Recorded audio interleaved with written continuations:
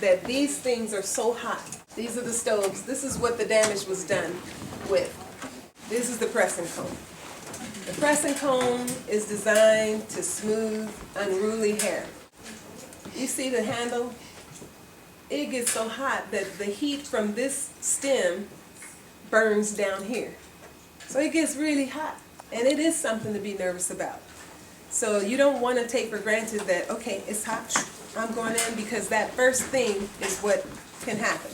And in school they call those pocket curls. When you take this and it's too hot and you curl the hair and it just breaks right off and they just put it right in their pocket. And they don't tell and they never tell the client. But you know, clients know their hair. And then what happens is later you have to explain when that hair grows out, what happened to that? What is this clear line that's now this length and everything else is this length? So you don't want to have to explain. And in that, use the test strips, use the paper napkins and stuff, because we don't want pocket curls. You use a little less heat on relaxer than anything else when you're talking about, on relaxed hair. So you have to take it out and test and all of that. If they're getting a different style, then sometimes I use the electric flat iron instead, and I just curl with that. I guide the hair into its style. So you'd have to do consultation before that? I don't do consultation. I just know. Okay. I just know. Yeah. And then I ask them how they wear their hair, or I see when they walk in how they wear their hair.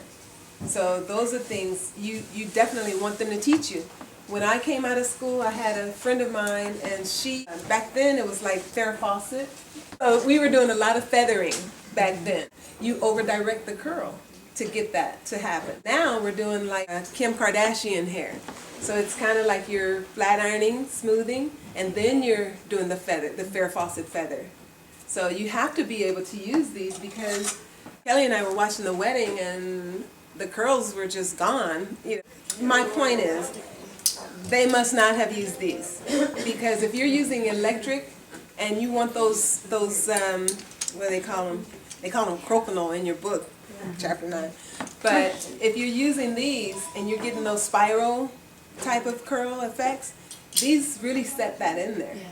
So you want to learn how to use them, because you've used them? I like using them. You like them? Okay.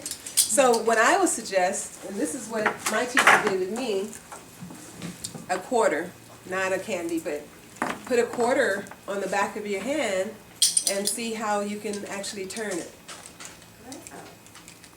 So if you can turn it without it falling, then you're steady enough.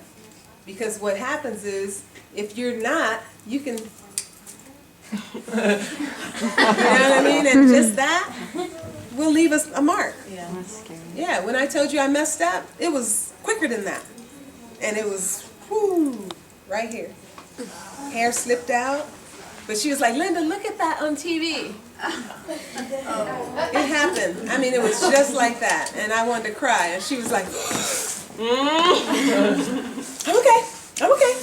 I'm okay. I'm okay. I'm okay. Ooh, just give me a minute. I'm okay. Thank God she was a client I've had for a long time, but literally it's that quick. I'm telling you. I didn't lay it there. It was like, boom.